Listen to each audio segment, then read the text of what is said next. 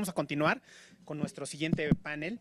Este país se mueve por las pequeñas y medianas empresas, ¿sí? Estas son las que generan la producción, los empleos en nuestro país. Y un gran problema que enfrentan de manera cotidiana es justo la falta de financiamiento. Entonces, ahora vamos a ver el tema de invirtiendo en deuda y copropiedad en pequeñas y medianas empresas. Entonces, para eso voy a pedir, por favor, que nos acompañe José Ricardo, ¿sí? José Ricardo es analista financiero, es emprendedor y además conduce el programa Halcones Financieros. José Ricardo, muchas gracias, bienvenido. También voy a pedir por ahí la presencia de Mario Adrián Cruz, CEO, fundador de Finesfera, una plataforma que premia el tema de la sustentabilidad en los proyectos que financia.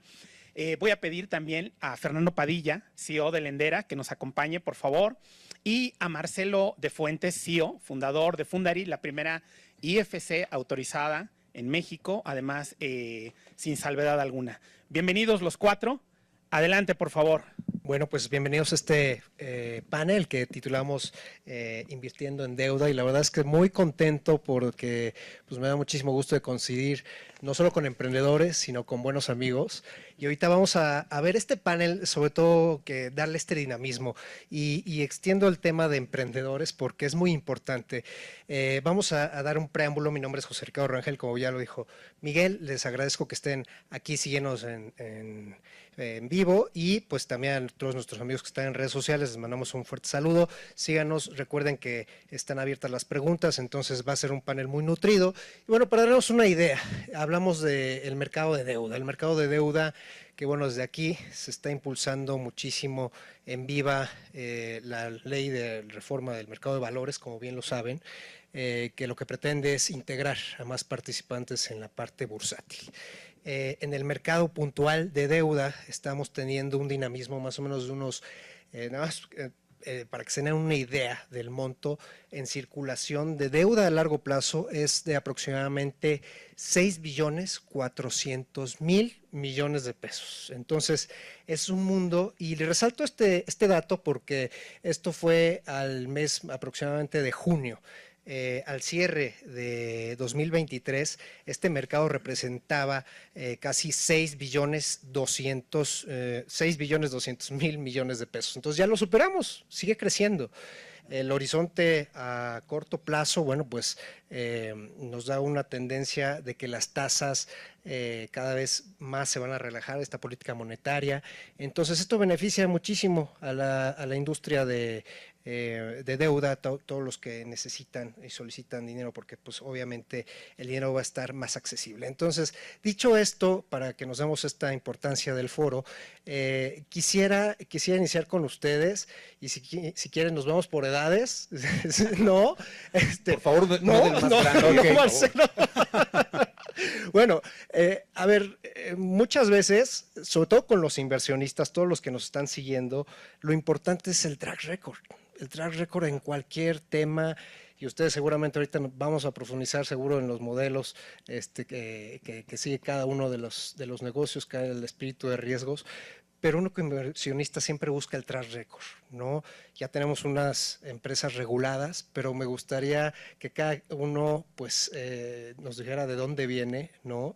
¿Qué ha hecho y por qué, sobre todo, que es lo importante, decidió pues constituir estas empresas que tienen ese espíritu? Por favor, Marcelo.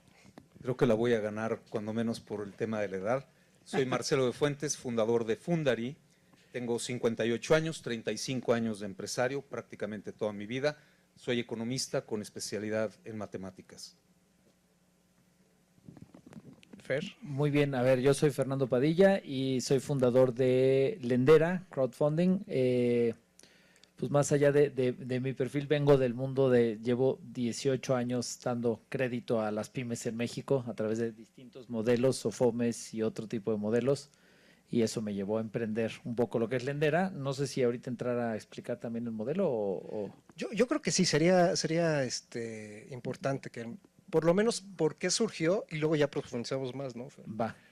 A ver, Lendera nace, yo vengo más del sector de SOFOMES originalmente, ahí es donde emprendo, desde el enfoque de cómo le ayudo a los empresarios a resolver el tema de financiamiento, que pues es claro que México tiene una alta necesidad, sobre todo en el mundo pyme, pero a través de un modelo como una financiera tradicional o una SOFOM, fintech o no fintech, pues el tema es, pues las pymes como van evolucionando, pues pueden llegar al sector bancario, ¿no? Y lo que permite el modelo de crowdfunding es que realmente puedes llegarle a dar mejores condiciones de tasa a una pyme a través del modelo de crowdfunding, adicional de poder abrir la ventana donde hay muchísimo dinero que no está invertido, que la gente no sabe invertir, que no hay opciones realmente, y el crowdfunding le permitía a este mundo de dinero ponerse a trabajar, porque el cuello de botella en el tema de financiamiento en un país donde hay poca inclusión financiera, donde menos del 35% de las empresas tienen acceso a financiamiento, siempre el cuello de botella es el dinero, ¿no? Que en cualquier modelo, llámese bancos o FIPO, bancos o FIPO, SOFOM, siempre el cuello de botella es el dinero, ¿no?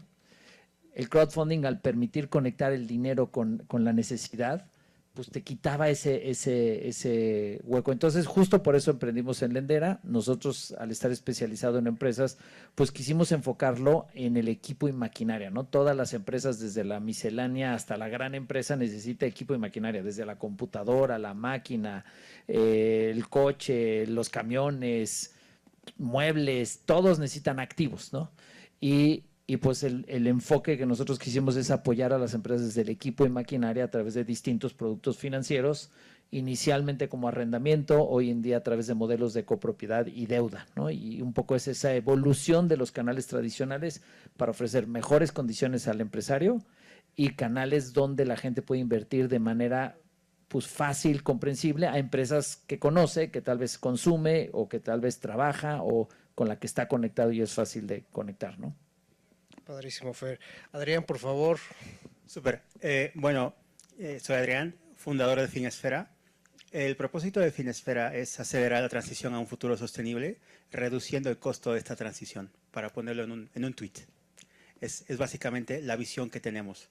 El origen, Finesfera nace de la oportunidad de poder empoderar a las pymes. Las estadísticas seguramente son muy conocidas para todos ustedes. 95% de los empleos en México formales nacen de las pymes. De ese 95% de pymes, el 90% no tiene acceso al financiamiento que necesita. Tomémoslo en tiempo, forma y costo. Entonces, eso pues obviamente nos pone una oportunidad muy interesante al frente y sobre todo está a la altura de la responsabilidad generacional que tenemos de transicionar a un futuro, como ya he dicho, sostenible. ¿Esto qué quiere decir? Tenemos que cuidar un poco más al planeta. No quiere decir que no tenemos que dejar de comer carne, no tenemos que ser a lo mejor como estas cosas que hemos estado viendo en los medios los últimos 2 años. Lo que quiere decir es que tenemos una responsabilidad con el planeta que nos da la vida y con las generaciones futuras. Entonces, básicamente es lo que queremos hacer y lo que estamos buscando hacer. A nivel de historia de origen del personaje que tienen aquí al frente, yo siempre quise estudiar música. No se dio esto en la vida, pero tuve la gran fortuna y ventaja de tener un piano y una computadora siempre de mis compañeros cuando estaba creciendo. Entonces, mi papá cuando vio esto, pues me dejó estudiar música y me dejó estudiar computación, ¿no? Todo lo que pude. Hice finanzas en la universidad, cosa que no tenía nada que ver con lo que quería hacer, pero pues esto me permitió, la combinación de todas estas cosas me permitió abrir mi primera startup en la universidad. Fue lo que entonces hubiera sido algún tipo de fintech. No tuvo mucho éxito, obviamente, pero y bueno, estas oportunidades y todo este bagaje me dio la oportunidad de dedicarme a una rama de la tecnología que es la inteligencia artificial. Eso pues me abrió muchas oportunidades aquí en la Ciudad de México, afortunadamente, y pues la vida me llevó a estar aquí sentado frente a ustedes con una institución de financiamiento colectivo que busca impulsar el desarrollo sostenible mediante el financiamiento de deudas para pymes. Oh, padrísimo, la verdad es de que este tema, mucho ojo, el greenwashing, acérquense de verdad a instituciones que sean transparentes, como bien lo dice Adrián. Yo creo que el tema ahorita, el gran reto va a ser incluirnos en ese tema ASG, pero de una forma inteligente. Y quiero ahondar sobre todo lo que comentabas, Adrián, a ver esta parte del manejo de datos. creo que podemos sintetizarlo más en manejo de datos que inteligencia artificial. Ya estamos viviendo que todo es inteligencia artificial. Y quiero preguntarte, Marcelo, sobre todo para la toma de decisiones, para la parte sobre todo de políticas de riesgo que comentamos en un inicio, de análisis de mercado, de toma de decisiones, pues tenemos que manejar la información. Aquí en Viva, por ejemplo, pues es una bolsa 100% digital, ¿no? Y pues vale, el espíritu de los crowdfunding pues, también es intermediario 100% digital. ¿De qué forma integras esta información, los datos en el día a día en la empresa, Marcelo? Sí, comparto con mis colegas y también con el resto de los paneles el tema de que nacimos casi todos con este objetivo de llegar a las pymes, por todo lo que ya se ha dicho, no lo repito. Sin embargo, este es un reto enorme. Porque si de algo carece una pyme, es de información confiable, al día. A veces, incluso esta información puede tener algunos movimientos hechos a mano, para no entrar en otros detalles. Y el segundo reto gigantesco, en mi opinión, son los sistemas de evaluación tradicionales de quién es un sujeto de crédito. Típicamente utilizamos análisis fundamental, que proviene de las variables de los estados financieros. El problema es que esos estados financieros no están actualizados. Y el segundo problema es de que las pymes pueden tener variaciones gigantescas en su evolución en cuestión de 3 o 4 meses. Y lo voy a poner de una manera muy sencilla. Una empresa que vende 30 millones de pesos al año, si consigue un proyecto con un cliente grande, puede crecer al doble, pero también al revés. Y crecer al doble no necesariamente es bueno. Entonces, para contestar tu pregunta, no alargarme demasiado, nosotros hemos construido nuestros propios motores para ir directamente a diferentes fuentes. La más importante es el SAT. No somos los únicos que lo hacemos. La diferencia es que nosotros los construimos y estamos construyendo también análisis estadístico distinto, que se llama, el otro es análisis fundamental. Nosotros estamos utilizando más análisis técnico para tratar de encontrar estas variabilidades que en las pymes pueden definir el futuro, más allá de sí soportarnos en el análisis fundamental tradicional. Pero lo que quiero decir es, creo que a las pymes hay que leerles y tocarles el corazón mucho más seguido, no como se hace tradicionalmente en otros medios financieros. Definitivamente creo que es algo que tenemos que... Por favor, Fer. A ver, coincido con lo que dice Marcelo. O sea, la realidad de una empresa pyme es, déjame decirlo de otra manera, su informalidad misma, un poco lo que estaba diciendo Marcelo. O sea, el empresario pyme, como empresario pyme de inicio, tiene una naturaleza donde está sobreviviendo, ¿no? El empresario pyme sufre de repente, ¿cómo le hago para pagar la quincena? Oye, pues esta empresa grandota, Walmart, se tarda 120 días en pagarme, pero yo ya le tuve que pagar a mi empleado. Y luego tengo un contador que tal vez no es el despacho de firma rimbombante, menos tengo auditados mis estados financieros. Entonces tengo mi contador y cuando voy a pedir un financiamiento le digo, a ver, muévele ahí esto que se vea más bonito, ¿no? Y luego si puedo hacer una estrategia fiscal para intentar pagar menos impuestos legalmente hablando, pues échale. Y adicional, pues bueno, tengo el gasto familiar que es deducible, pues mételo a la empresa porque pues la idea es...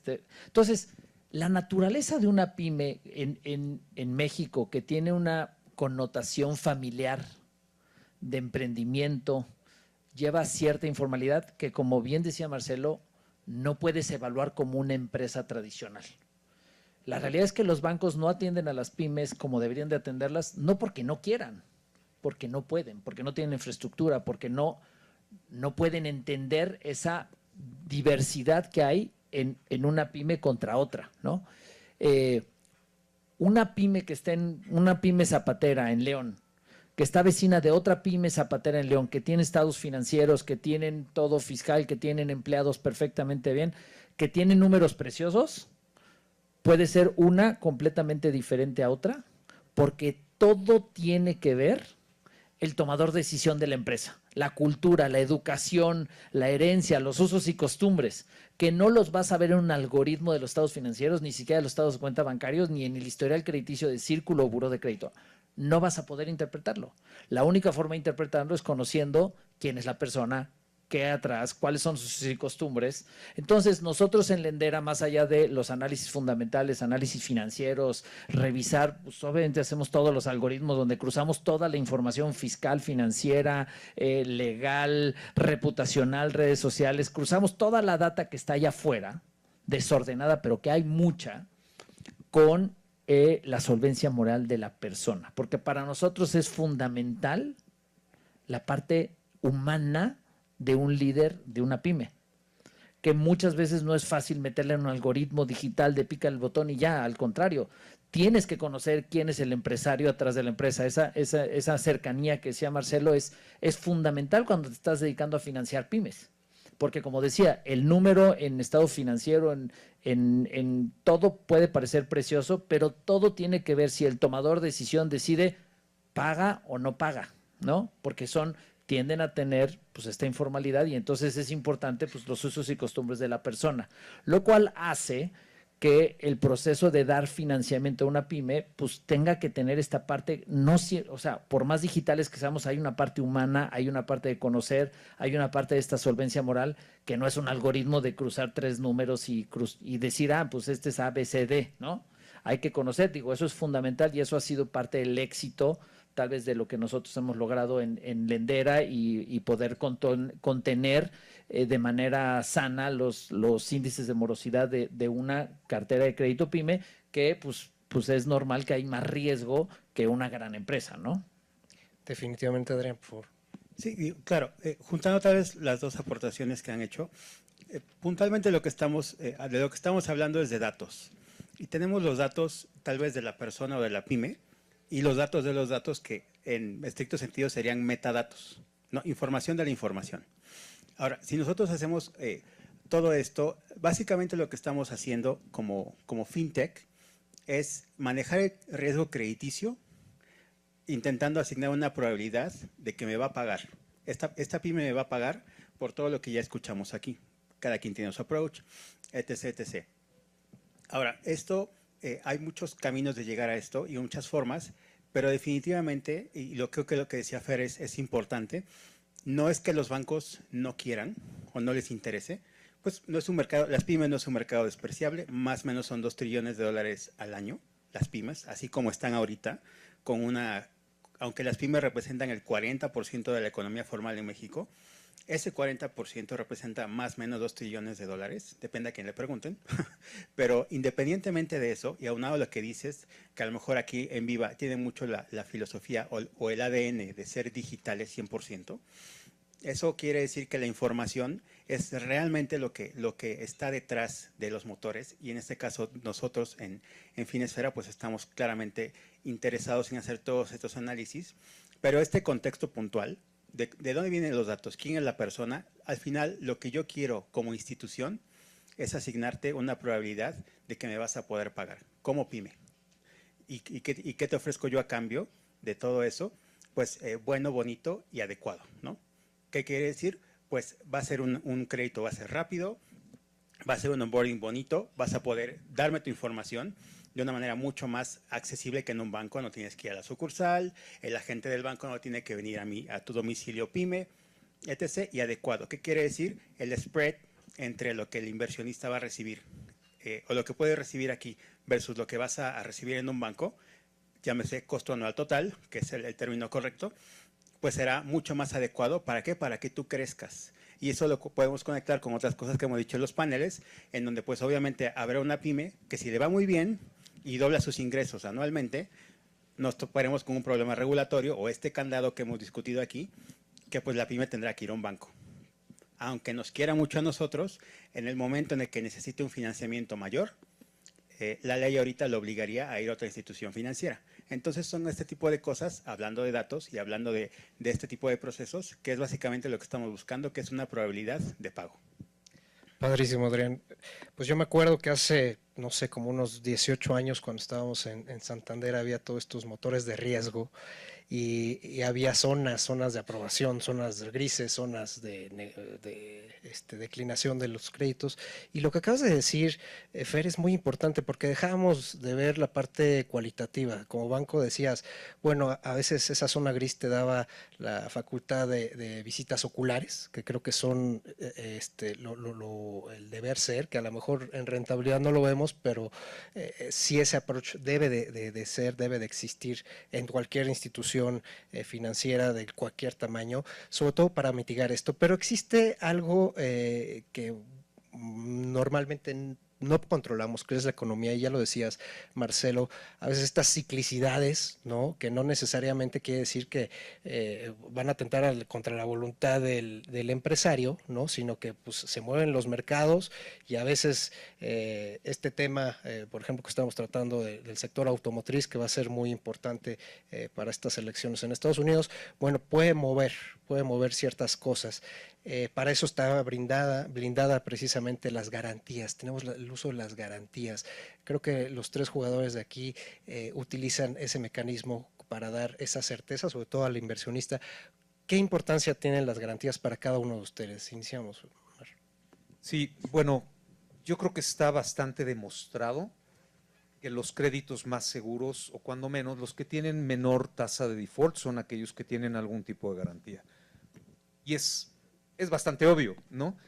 Algún crédito hipotecario, bueno, nadie quiere perder su casa y sobre todo cuando te pides un crédito y te piden una solvencia o un respaldo hipotecario y te dicen que quieren 2-1, lo que no te dicen es que a los 4 años ya estás tú garantizando casi 5-1 o 6-1. Es el momento en donde justamente no quieres dejar de pagar.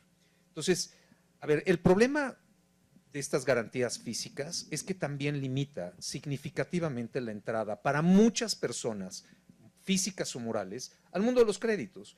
Tú nos hablabas de 6 billones o trillones, dependiendo si lo queremos poner en inglés o en español. Sigue siendo absolutamente nada para la economía número 14 del mundo. No es nada, pero correlaciona el número de la economía con la penetración o profundidad del sistema financiero. Entonces tenemos que encontrar maneras, y a mí me da mucho gusto escuchar que aquí frente a ustedes hay 3 empresas que hacemos las cosas de 3 maneras diferentes. Y creo que la enorme oportunidad, y no me salgo de tu pregunta, pero más allá de la garantía es si la evaluación, porque el cobro o la recuperación del crédito es lo más importante, eso no nos debería de distinguir uno del otro. Eso debería de ser una fuerza común del sector, porque al final de cuentas es por todo el sector. De los 6,000 millones de los cuales nos estabas hablando, nosotros como crowdfunding, para regresar al tema de la plática de hoy, seguimos siendo, hombre, creo que si lo dividimos es 0.0 y no me acuerdo, pónganle lo que quieran, da exactamente lo mismo. Entonces, disculpa que haya dado un poco esta vuelta. Sí, las garantías están, mientras mejor garantía, pues por supuesto el riesgo de incobrar o de que no te paguen es menor, pero creo que no es cómo va a crecer el sector financiero. ¿Qué pedimos nosotros? Sí, pedimos una garantía, pedimos un pagaré, estamos abriendo un nuevo modelo que tiene que ver con factoraje, no lo hemos lanzado, ya lo platicaremos si da tiempo y si es el espacio, que tiene su propia garantía, pero en realidad la garantía está en 2 pagos. Disculpen que me haya dado la vuelta, pero creo que lo más importante es regresar, más que a la garantía debería estar en agarrarnos de la mano y tener un sistema muy sólido de evaluación, que dejo claro, no creo que sea buró de crédito. Buró de crédito es informativo, no analítico. Muy bien, te cuento un poco para Lendera el tema de las garantías. Como bien dijo Marcelo, la realidad es que la estadística, el crédito, cuando uno se dedica a otorgar financiamiento, la clave no está en el otorgamiento, está en la recuperación, ¿ok? El negocio está en recuperar el dinero. Y efectivamente tenemos una parte negativa en la cultura mexicana donde hay una cultura de no pago cuando puedo no pagar, ¿no? Esa es una realidad y eso es lo que enfrentamos. Y además tenemos un Estado de Derecho bastante bajo, ¿no? Si yo le presto a alguien con el puro contrato, pues en teoría como financiera yo podría pues, soportarme en el sistema judicial para intentar recuperar mi dinero. Pero sabemos que el sistema judicial funciona bastante ineficientemente, es muy lento y la probabilidad de recuperar a través de un simple contrato una deuda que alguien no te quiera pagar, pues es muy baja. Por ende, para nosotros en Lendera creíamos que era fundamental, sobre todo porque el negocio no está en prestar, el negocio está en recuperar, sobre todo para atraer la comunidad de inversionistas. Nosotros en Lendera decidimos que todo lo que publicáramos en Lendera tiene que estar enganchado a una garantía real. A una garantía real que dé esa certidumbre y que nos ayude a generar los incentivos correctos para inclusive hasta el cliente que no quiera pagar, se incentive en pagar, ¿no? Ahora, ¿cómo le hacemos para que no sea la garantía sea una limitante de, oye, pues solamente con garantía? Como nosotros nos enfocamos a financiar enfocado al equipo y maquinaria de la empresa, lo que vimos es que todas las empresas tienen equipo y maquinaria, un poco lo que decía hace ratito. Todos tienen un mueble, todos tienen una computadora, todos tienen un coche. Entonces, lo que nosotros hacemos es sí enganchar siempre a una garantía real de la empresa, pero algo fácil que todas las empresas puedan cumplir. Y enganchamos el financiamiento conectado a ese activo, sí a través de productos de copropiedad o similar que es, para que todo el mundo entienda, funciona muy similar a un arrendamiento, o crédito con garantía del equipo inmobiliario, que es algo muy fácil de cumplir para todas las empresas, ¿no? Y lo enganchamos, generamos los incentivos, le damos certidumbre a la comunidad de inversionistas, donde adicional al contrato de financiamiento o copropiedad que tenemos con la empresa, donde pues obviamente para que le demos el financiamiento a la empresa pasa todo lo que contestamos en la pregunta anterior, ya se califica, tengo el contrato, la empresa por voluntad o por azares del destino, porque se le cayó su principal cliente o porque llegó COVID, pues entra un tema de deficiencia, de liquidez que no puede hacer frente a los pagos. Tenemos también la puerta de salida para el cliente. Oye, pues con tus activos liquidamos la deuda de los inversionistas y le das certidumbre a los inversionistas, le das una puerta de salida fácil al empresario para que pueda cumplir y honrar el contrato sin tenerme que ir a pelear a un tema judicial. Que si en dado caso tengo que irme a un sistema judicial para recuperar el dinero de los inversionistas, no solamente voy contra el flujo de la empresa o hacia el contrato que incumplió, tengo un activo real que puedo recuperar, vender y recuperar la inversión. Entonces, para nosotros es fundamental, un poco conectado con la experiencia, usos y costumbres, donde al final, pues sí, el objetivo es darle más financiamiento a más empresas, pero tengo que dar la certidumbre y seguridad para el otro lado de que lo voy a poder recuperar, inclusive aunque llegue una pandemia y la empresa no pueda pagar, ¿no? Adrián, por favor. Sí, justo. Digo, retomando un poco lo que ya se dijo, básicamente la garantía lo que busca es darle certidumbre al inversionista. ¿Pero qué quiere el inversionista? Como en una startup o en cualquier otro vehículo de inversión, lo que el inversionista quiere es la salida. Siempre que a lo mejor estás hablando con alguien quiere su rendimiento y quiere esa vía de poder materializar la inversión y su ganancia. Entonces, la garantía sí te ayuda a lograr eso. Ahora, hay muchos vehículos, creo que el que tiene Lendera es muy interesante, pues porque busca realmente dar esa flexibilidad a la pyme, ¿no? Justo el tema de pandemia viene, no sabes qué hacer, se paraliza el país, no quieres arruinar tu historial crediticio, no quieres quedar mal con la persona que te ayudó a financiar tus activos, pues tienes esa facilidad, ¿no? De decir, aquí está el activo. Eso es interesante en papel. Ya la ejecución, pues bueno, ya habrá historia de terror que Fer nos podrá contar, si es que tiene alguna. Pero independientemente de eso, la garantía tiene a lo mejor esa bondad o busca ser ese vehículo en donde yo a ti como inversionista, tú veniste a financiar a los usuarios de esta plataforma. Y aquí está la salida. Y eso es un poco lo que hay que considerar como plataformas. ¿Qué quiere el inversionista? Cada plataforma y cada modelo de negocio tiene una diferente manera de generar valor y de capturar valor, pero inevitablemente lo que el inversionista quiere es esa certidumbre, e inevitablemente pues la posibilidad de materializar esa salida. Entonces yo creo que teniendo en cuenta eso, es donde a lo mejor estas figuras de las garantías tienen su peso y su razón de ser en nuestras plataformas. Gracias, Adrián. Ricardo, Adelante. ¿puedo hacer un comentario muy Por breve? favor. Yo metí el ruido con el tema de las pymes, no me estoy rajando del ruido, claro que son inestables. Nada más, también quiero dejar la voz de esperanza. Yo estoy convencido y creo que dentro de muy poco, que con modelos estadísticos vamos a poder tener una capacidad increíble de ver la evolución de las empresas. Y voy a poner un ejemplo. Todo el mundo ha visto temas que están relacionados con el tiempo, con el clima. Hoy los modelos estadísticos de pronóstico más exactos del mundo son los del clima. Claro que pueden fallar, sucedió en Acapulco, pero fallaron una vez. Han sido certeros más de 35,000 veces. Te pueden decir la probabilidad de que una tormenta se vuelva un ciclón. Y eso se hizo, pero esto no sucedía hace 15 años. 15. No estoy hablando del siglo XIX. Antes, cuando un avión despegaba en México, tenía que preguntar, oye, ¿y cómo anda el clima en Monterrey?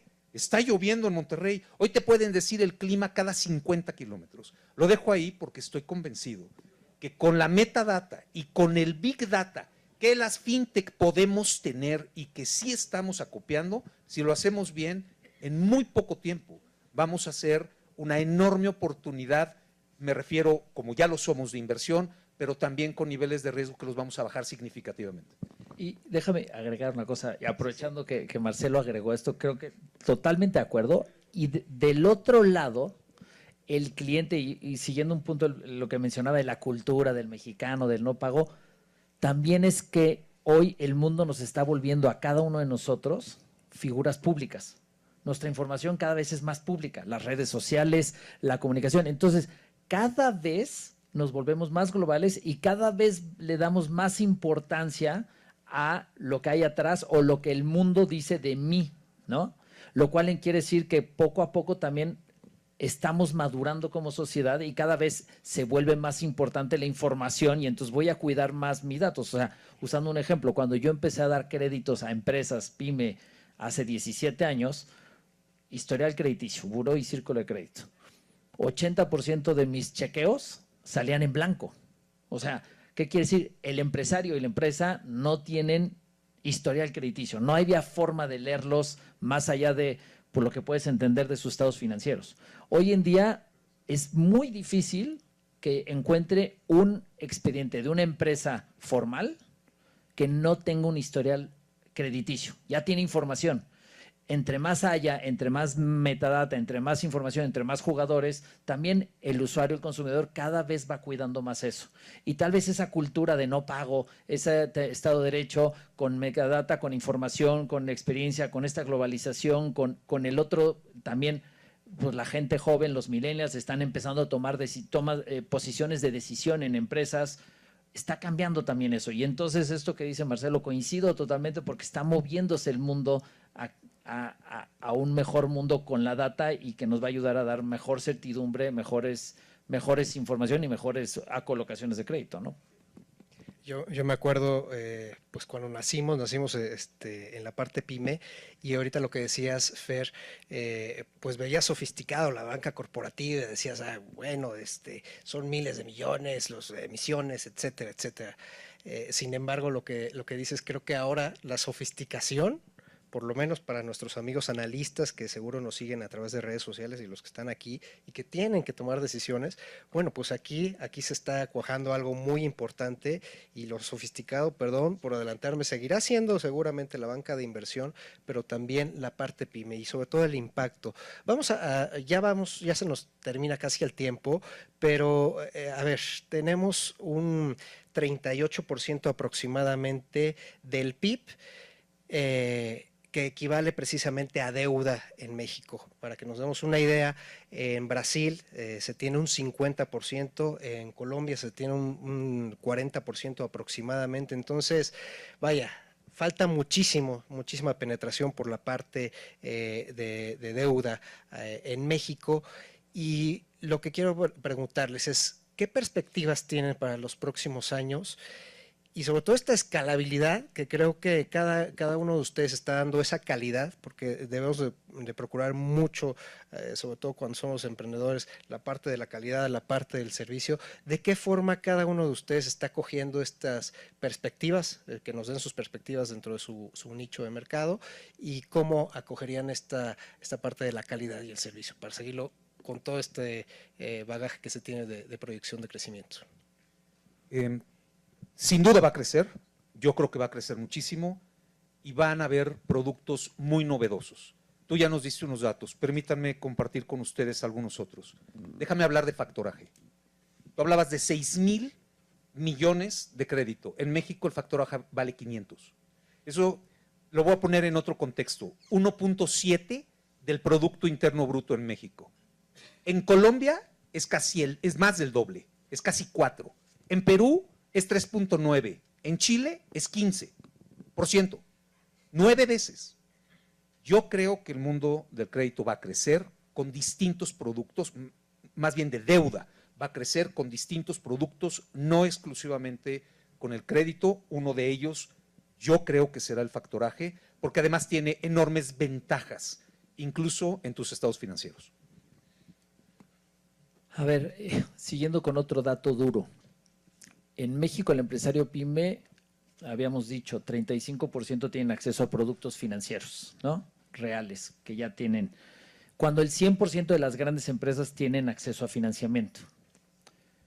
La primera pregunta cuando haces estadística es que el empresario pyme no tiene opciones, no hay inclusión financiera, el sistema financiero no los considera y eso está mal.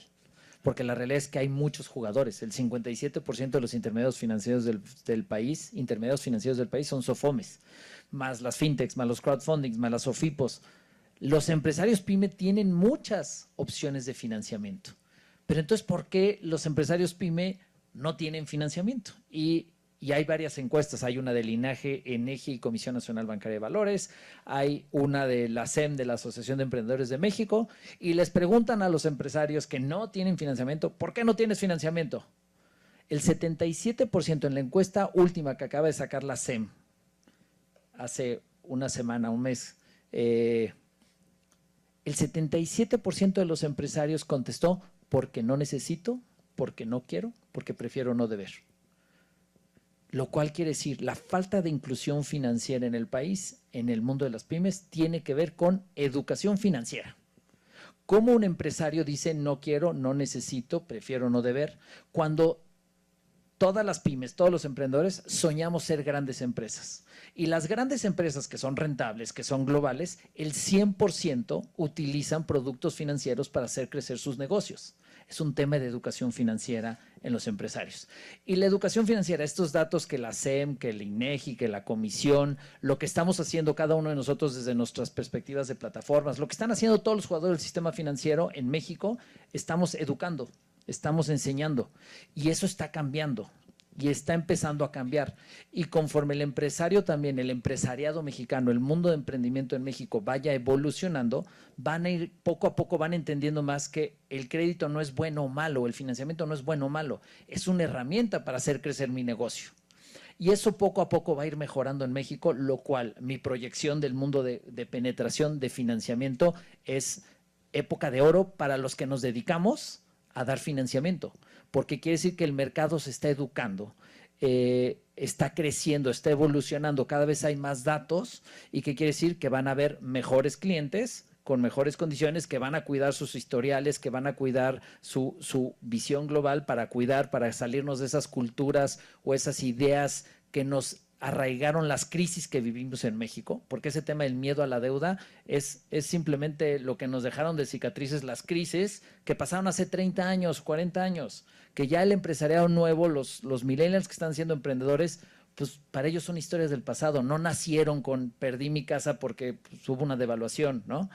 Creo que va a cambiar mucho esa idiosincrasia, va a crecer el mercado. Los jugadores que estamos dedicándonos a esto, cada vez vamos a ver más y cada vez hay más. Todos los días nacen más y más y más en el mundo del crowdfunding. Cada vez hay más jugadores que quieren entrar. Nosotros como jugadores que ya estamos un rato aquí, pues todavía estamos creciendo. Estaba presentando al principio los ritmos de crecimiento que estamos teniendo. Eso quiere decir que viene épocas muy buenas de crecimiento, de penetración, que eso va a reflejarse en crecimiento de empresas, más empleo, mejor economía. Y va a empezar a representar mucho más para el PIB del número que decías. Creo que viene época muy buena de crecimiento y hay que seguir educando. Obviamente hay mucha tarea que hacer todavía, pero pues ahí está el reto que habla de que viene buena proyección, ¿no? Gracias, Fer. Adelante, Adrián. Sí, sobre este tema, la manera de resumirlo es el momento de México en el mundo. En una frase. ¿Esto qué quiere decir? México va a tomar un papel de inmensa relevancia en el mundo, con lo mucho o lo poco que se relocalice de todas las cadenas de suministro. en México, es el momento de México. Pero esto implica muchos retos. Tomando en cuenta las aportaciones anteriores, lo podemos resumir en las capacidades que nuestras pymes tienen hoy. Y tal vez tiene mucho que ver con la educación financiera, pero también con el andamiaje legal que tenemos. Es muy lento tal vez. Y a lo mejor la pyme ya quebró y ni siquiera has podido sacar tu firma electrónica avanzada en el SAT, porque no hay citas, ¿no? Y a lo mejor para sacar la cita pues tienes que ir en persona, para que te digan pues vente en 2 semanas. Entonces, este tipo de cosas y este tipo de retos sí se tienen que resolver y son soluciones digitales y tecnológicas. Un gran ejemplo de esto, para no extenderme mucho, es el país de Estonia. En resumidas cuentas, Estonia, ¿qué hizo? Dijo, ¿saben qué? Vamos a reducir al 50% la burocracia gubernamental y todo es digital ahora. Era digital hace 5 años, ya casi el 100%, y si ustedes ahorita quieren hacerse ciudadanos digitales de Estonia, pueden entrar a Google e intentar hacerlo y se van a sorprender de la cantidad de trámites digitales que hay. Cosa que el día de hoy no tenemos aquí, pero hacia allá debemos caminar. Y esto lo que va a ayudar es a reducir y afrontar este tipo de problemas que tenemos hoy, en donde tal vez alguien te dice, no necesito financiamiento. Sí lo necesitas, porque cuando quieras escalar tu negocio, vas a necesitar reducir el costo de capital que tienes. Y eso solamente lo puedes hacer a través de la deuda. Y entonces ahí es donde jugadores como todos los que tienen aquí atrás en la pantalla, podemos llegar a ofrecer nuestro servicio, llegar a aportar valor, pero eso se resume en capacidades, en las capacidades de nuestras pymes, de nuestros empresarios, de nuestros emprendedores. Y ahí es a donde los tenemos que acercar, ya sea las soluciones que ustedes estén creando o analizando, o ayudando, invirtiendo las que ven en el futuro. Yo creo que de verdad es el momento de México en el mundo y yo los dejaría con esa idea para cerrar esta aportación. Bueno, pues muchísimas ideas, muchísimas gracias Marcelo, Fernando, Adrián, creo que ha sido un panel muy enriquecedor. Les dejaron allí pendientes unas preguntas, entonces les agradecemos para los que puedan contestarlas ahí, sobre todo en las evaluaciones. Muchísimas gracias y por favor no se muevan de esta tan enriquecedora foro de inversiones en crowdfunding. Gracias.